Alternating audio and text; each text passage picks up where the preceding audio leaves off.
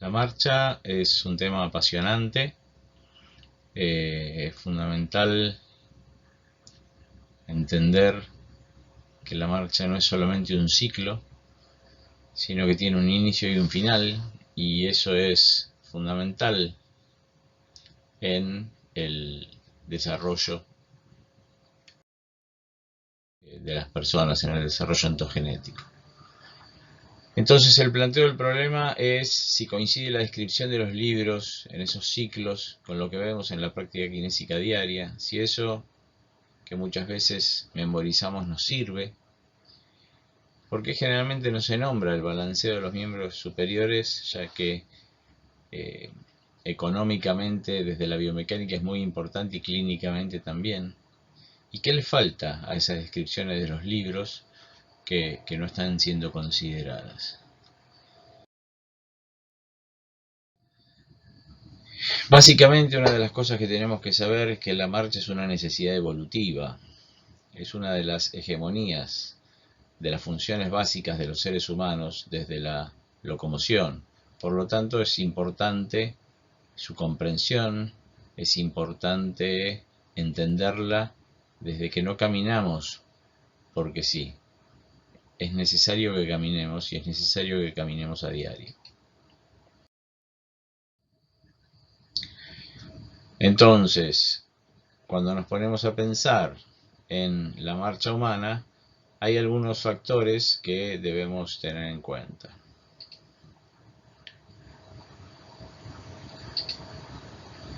Por ejemplo, debemos comprender la evolución de la postura bípeda, debemos comprender el desarrollo filogenético de la locomoción, cómo los bípedos llegamos a caminar como caminamos, el desarrollo ontogenético, tan importante, cada persona cómo llega a caminar y genera sus propios ciclos de marcha, cómo logra cada persona optimizar y consumir esa energía al mínimo con los balanceos hacia arriba, abajo, derecha e izquierda del centro de masas.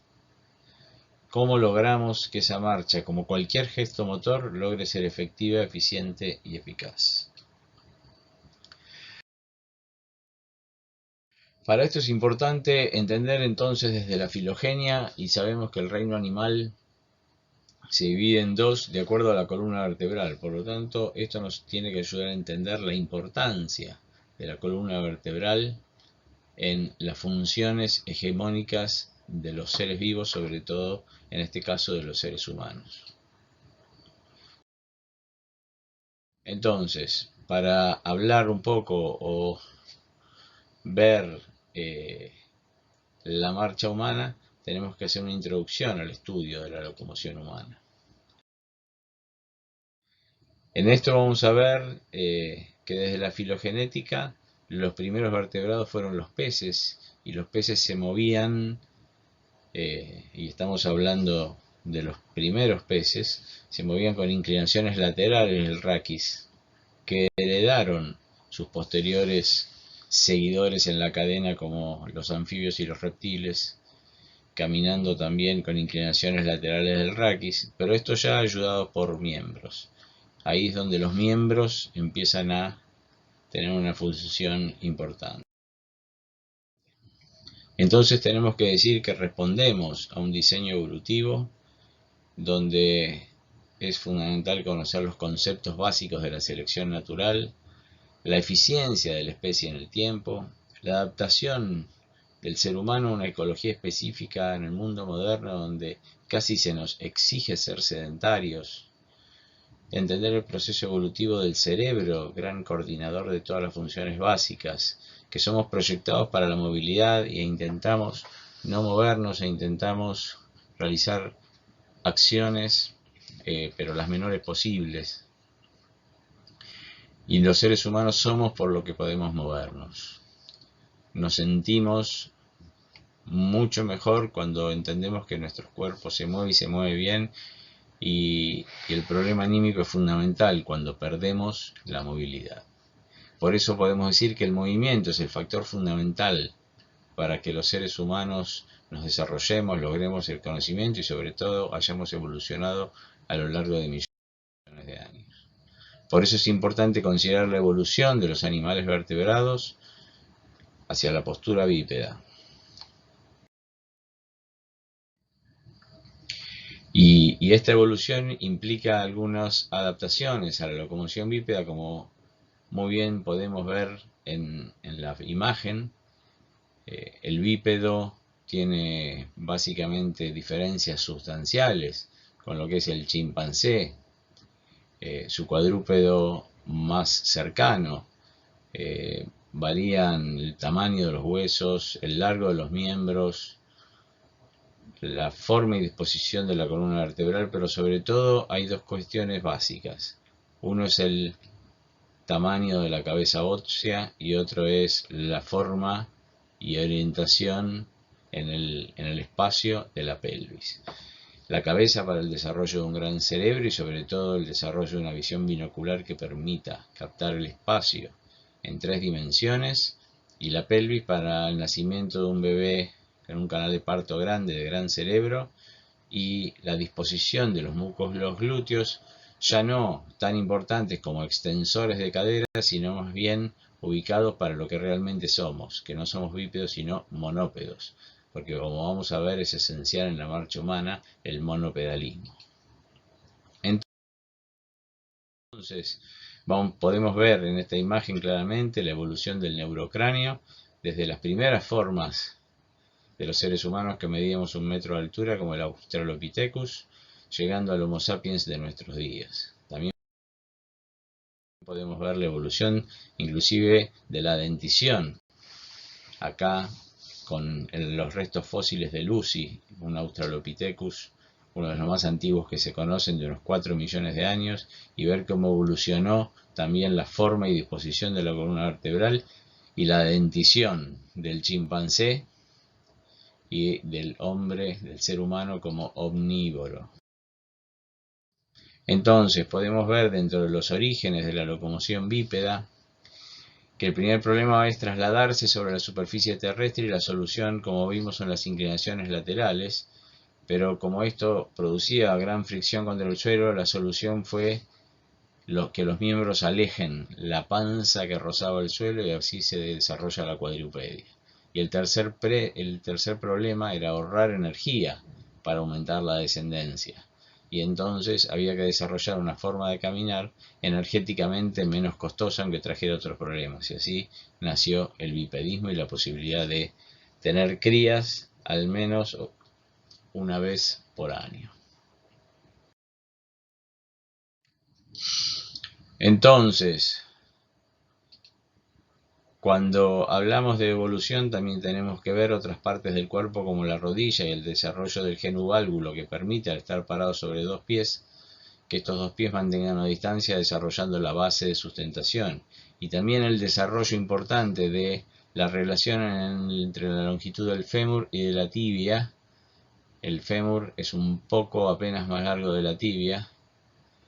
Por lo tanto, la carrera no es habitual, pero es posible, no así en otras especies animales, donde el largo de la tibia es mucho mayor que el largo del fémur y le permite zancadas más largas. Entonces, vamos a decir que la marcha implica avanzar sobre los 2 pies y siempre hacia adelante. Primero va un pie, después el otro, pero todo el cuerpo se mueve avanzando. Entonces, cuando reducimos esto a una fase donde seguimos un pie, nos estamos perdiendo parte del paisaje o del panorama. La marcha además es un logro neuromecánico, o sea, no son solamente fuerzas que se ponen en juego, articulaciones que se mueven en ciertos ángulos, sino que hay una coordinación de un sistema nervioso que produce o provoca distintos tipos de marcha.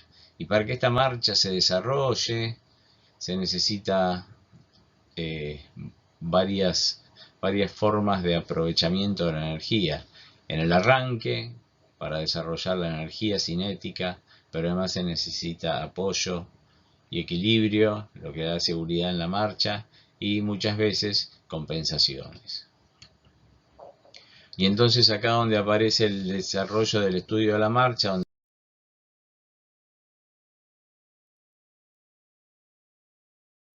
siempre vemos que el miembro inferior que se balancea es un péndulo que va de atrás hacia adelante, pero el cuerpo humano mientras avanza es un péndulo invertido, que va también, obviamente, porque la marcha es hacia adelante, de atrás hacia adelante. Y en este péndulo invertido hay una parte en que el cuerpo humano, cuando está con el apoyo anterior, tiene que desarrollar una fuerza activa importante para subir apenas ese centro de masas. Y entonces vamos a ver, para desarrollar esto, el secreto de la marcha es este péndulo invertido, donde alguien tiene que desarrollar la fuerza. ¿Qué pasa durante este péndulo invertido, que es fundamental para descubrir quién desarrolla la fuerza? Primero, el apoyo del pie. En el apoyo del pie tenemos el apoyo del talón, donde se desarrolla el primer rodillo, el segundo rodillo que se desarrolla en la articulación tibiotarsiana y el tercer rodillo en la articulación metatarsofalángica. Por eso es importante saber que el péndulo invertido se apoya en este pie, que es fundamental para la marcha y tiene que estar siempre en el mejor estado. Por eso es importante considerar en las personas con lesiones del pie, que la más común, que inclusive es una de las más comunes que tenemos, que es el esguince de tobillos, es fundamental cuidar el pie y los apoyos, porque si no se generan vicios de marcha. Estos son los 3 rodillos fundamentales para controlar la marcha, en el cual ponemos a disposición la musculatura del miembro inferior que cuida de alguna manera, podemos decir, estas estructuras. El músculo tibial posterior, peroneo lateral largo y el músculo tibial anterior son esenciales. Acá vemos el tibial anterior, son esenciales el peroneo lateral largo, el tibial anterior y posterior, para sostener la estructura del pie en los 3 planos del espacio. Entonces,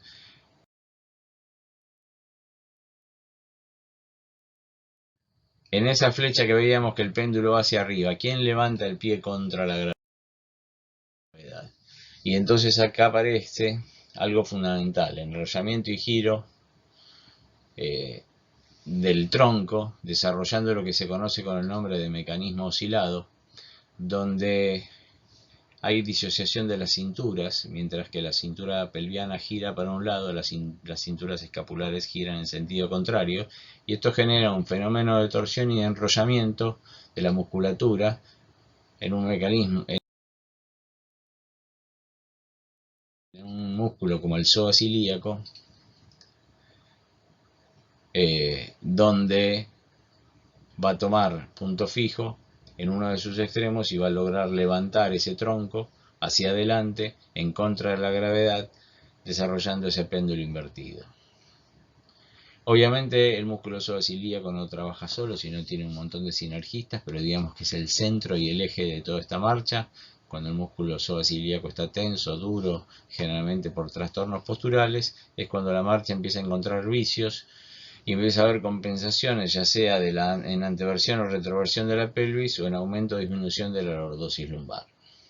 Entonces, para el mecanismo oscilado tenemos la disociación de cinturas, que es la que mueve el mecanismo, la lordosis fisiológica que soporta en el peso, el disco intervertebral, que es fundamental en el mecanismo de torsión y permite estas torsiones del raquis durante la marcha, la serie muscular posterior, que sostienen la inclinación del tronco hacia adelante, el sistema ligamentario que informa de la propiocepción de todo lo que sucede, y lo fundamental, que cada vértebra siempre tiene que estar apoyada en la de abajo por 3 puntos, que son las articulaciones interapofisarias y el disco. Y esto es lo que logra que el movimiento de disociación sea armónico. La cabeza siempre está y estará al inicio de los movimientos, y eso es lo que hacemos desde la evolución ontogenética. Lo primero que controlan en los recién nacidos. Por lo tanto, es fundamental este control también, que sea armónico y que la cabeza esté en condiciones de girar y siempre moverse en los 3 planos del espacio. Y entonces, lo que nos va a determinar la marcha es el inicio por 2 aspectos. Primero, por el apoyo anterior del pie, que es lo que me va a generar ese apoyo y esa seguridad para seguir avanzando. Segundo, porque esto se da muchas veces y en nuestra profesión con pacientes que hace mucho que no caminan y hay que animarlos a caminar. Y entonces ese primer paso va a determinar el valor, la seguridad, la confianza y la posibilidad que tenga de seguir caminando. Lo que hacemos en este primer paso es, al adelantar la cabeza, que está al inicio de los movimientos, adelantar el centro de masas del cuerpo, y por eso uno de los miembros tiene que salir hacia adelante para compensar, para que el centro de masas vuelva a su lugar en la pelvis. Y para este control, como estamos hablando en un enlace cinemático cerrado, vamos a encontrar trípodes invertidos que controlan los tres huesos de la pelvis. Fundamentalmente, los tres músculos nacidos en lo que se denomina la pata de ganso, en la tuberosidad interna de la tibia, con los músculos sartorio, semitendinoso y recto interno, que van al ilíaco, al isquion y al pubis respectivamente, y logran desarrollar, mirando de abajo para arriba, el control de toda la pelvis en los tres planos del espacio. Entonces, vamos a considerar como importante que hay traslación anterior del centro de masas, que el pie de apoyo posterior no empuja en la marcha, que hay un antagonismo complementario fundamental, donde ningún músculo se relaja del todo ni ninguno desarrolla gran tensión.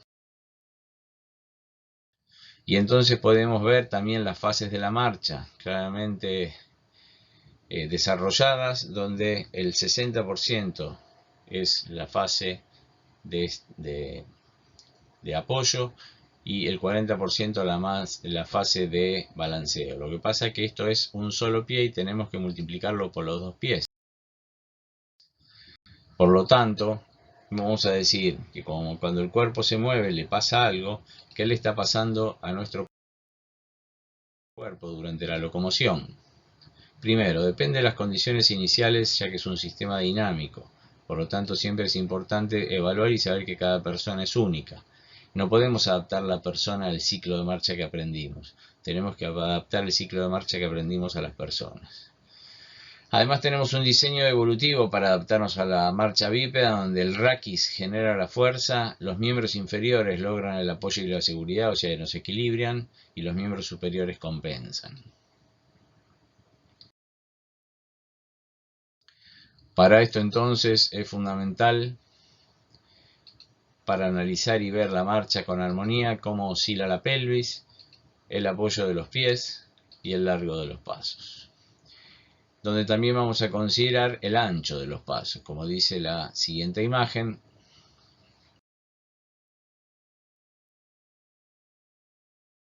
Donde podemos medir, primero, acá hay varias formas de hacer esto, inclusive en forma casera uno puede pintar la planta de los pies de los pacientes con alguna tintura o con mismo talco y ver las marcas que dejan en el piso al caminar, donde vamos a medir la longitud del paso con un pie con el otro, la separación entre los talones, que son fundamental para ver el ancho de la base de sustentación. También podemos medir el ángulo y la longitud total de la zancada. Estos son datos que a medida que reducamos la marcha los podemos ir volviendo a chequear y ver si la longitud de los pasos se agranda y la anchura del paso se acorta, y esto implica que el paciente está ahorrando energía porque además puede ganar velocidad disminuyendo su base de sustentación. Entonces, los tiempos de caminar, como vimos antes, que la fase de apoyo es 60% y la balanceo el 40%, pero como es en ambos pies, vamos a ver que el apoyo monopodal en total va a ser del 80% y el doble apoyo solamente del 20%. Por lo tanto, estamos hablando de un sistema de locomoción donde estamos la mayor parte del tiempo apoyados en un pie.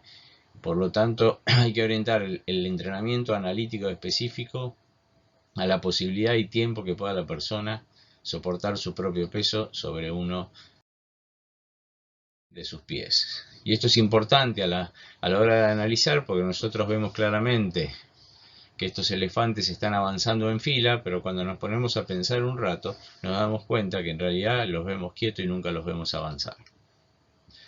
Entonces, esto implica que hay que saber observar lo que observamos. Por lo tanto vamos a considerar un sistema de sostén o sistema tensegril y un sistema dinámico de movimiento o sistema antitensegril, que no es anti porque está en contra, sino porque desarrolla una función opuesta complementaria, que es la de moverse. Uno sostiene, el otro se mueve. Y entonces para la reeducación, ¿qué vamos a considerar? Las reacciones de equilibrio, el control cefálico, fundamental el equilibrio monopodal, el control de la caída del tronco hacia adelante, trabajar o concentrarse en musculaturas como el cuádriceps, el tríceps sural, inclusive los glúteos les agregaría, trabajo de disociación de cinturas, que es fundamental para mantener esa armonía de todo el tronco, y recordar que la cabeza está al inicio de los movimientos, que la evaluación de la marcha es fundamental mirar el raquis y saber el estado de la columna vertebral, dependiendo también de la edad de los pacientes. El apoyo anterior determina toda la marcha, que es muy importante el apoyo monopodal, que la velocidad de caminar es la que aumenta el balanceo de los miembros superiores, y sobre todo recordar en el sistema de apoyo, en el buen estado de los pies. Por eso siempre recomiendo no subestimar nunca un esguince de tobillo. Espero que les haya servido, que lo hayan pasado bien. Muchas gracias.